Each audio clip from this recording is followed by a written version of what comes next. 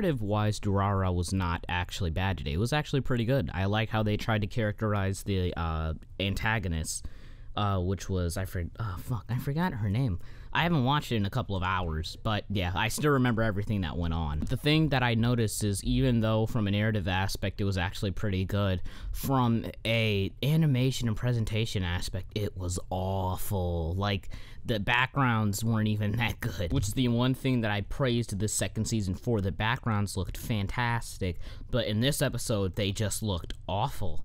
Or not awful, but more so bland. And then it was so choppy this episode. Like, you have to be blind if you couldn't see that they were literally taking out frames of some of the animation parts. It was almost as bad as Ghoul in a sense. But because this wasn't primarily a fighting episode, it was a narrative essay or episode, I'm not too really disappointed in it. I just expect more than, you know, what we got today, which was just chop, chop, chop, and then a lot of, like, blurred still frames in a sense. That was all I really remember from the presentation aspect. The OST came in at 1357, which is still great, but 1405, however, the art sure as hell didn't come in. It didn't come in the way it should have. It looked bad. So 1828, they skipped a frame. 1930, it just looked terrible. 1940, it looked terrible.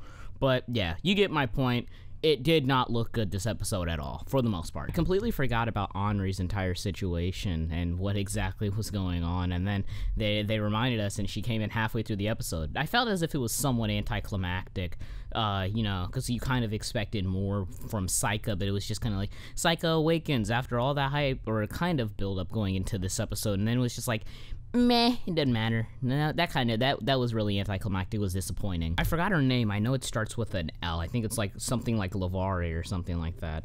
But anyways, I thought that she's really interesting, because I wouldn't say that in terms of character and how she acts, she's necessarily interesting, but I did like her backstory. I thought that it was pretty nice to see. It was nice that they elaborated on it, and that they didn't just throw in a character that was just like, I kill because I can. It's that she kills because she kind of doesn't know what else to do. Now it's just kind of ingrained into her brain, just like, I need to kill because killing is fun, which in no way is right, but since she kind of thinks like a child still, even though she killed somebody, which kind of doesn't make sense to me, it's still something that I found kind of interesting, and I'm wondering how it'll play out when something tragic might happen later in the story. I like that Isaiah had a lot more fucking talk in this episode. He's one of those people that made the first season of Durarara how good as it was, so what I'm expecting actually is kind of a Isaiah versus Aoba type of thing. I feel as if those two are going to end up colliding in a sense, and they're both planning something. I don't know what they're planning, but they're both planning something. I also wonder why Isaiah is being so nice, because usually